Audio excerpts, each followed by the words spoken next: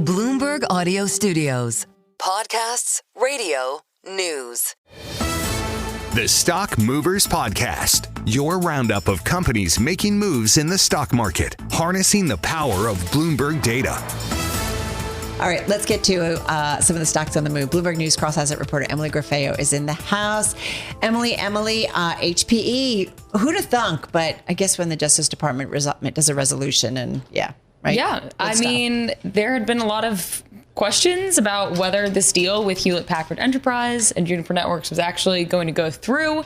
And we did get that news that the DOJ cleared this deal. They settled their lawsuit challenging HPE's $13 billion takeover of Juniper Networks.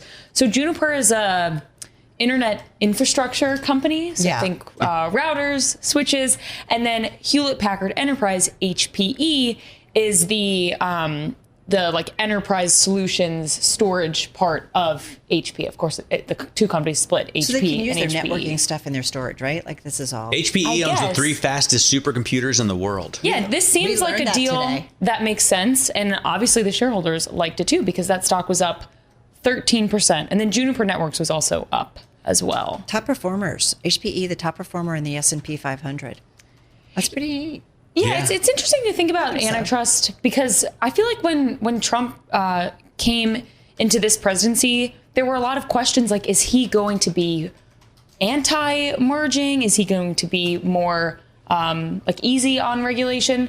So at least here's two companies that have gotten the go-ahead to merge. Your next stock is NextEra. Next stock is NextEra. That was really good.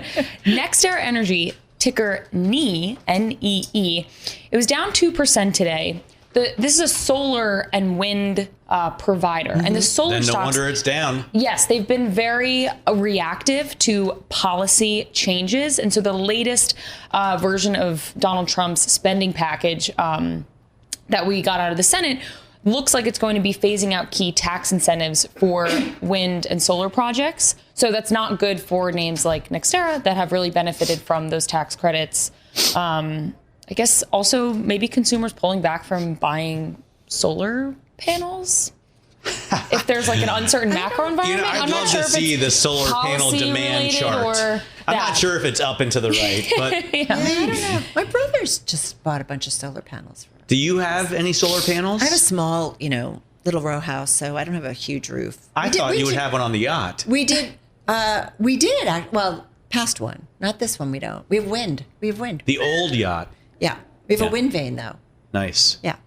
There's a lot of wind on a That's sailboat. good. That makes sense. That's what you hope for. I hope there. Well said. Well said. All right, let's talk Robinhood. Okay, Robinhood markets ticker Hood, H-O-O-D. This was an all-time high. They launched tokenized U.S. securities trading in Europe. So what is that? Well, it allows traders in Europe to get access to U.S. securities. It's actually quite cool. 24 hours a day, 5 days a week. Bloomberg News has been following this. So they previously reported that this product was in development, but today we actually got the news that this is going through.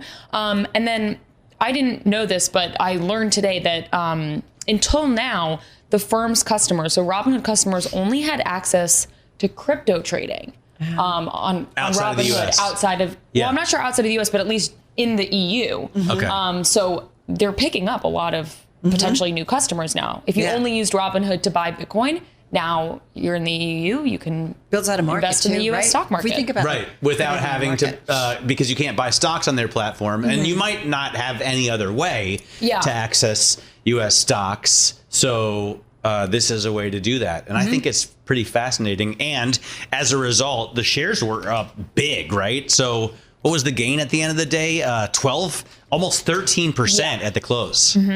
And that was... Yeah, it's $10 to an $85 stock. That's pretty big. It's a lot. Yeah, a record high.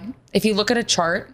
see what Robinhood's doing this year? Vertical and all the way up. It's up 151%. Yep. And they did not get in the S&P 500, but maybe next quarter they will.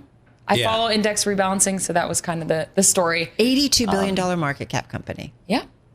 Good stuff. A lot, of retail investors use Robinhood. I know. I interview them. I know. I mean, the stock over the last 12 months, let's see, doubled, tripled, quadrupled.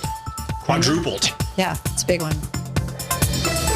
The Stock Movers Podcast from Bloomberg Radio. Check back with us throughout the day for the latest roundup of companies making news on Wall Street. And for the latest market-moving headlines, listen to Bloomberg Radio live. Catch us on YouTube, Bloomberg.com, and on Apple CarPlay and Android Auto with the Bloomberg Business app.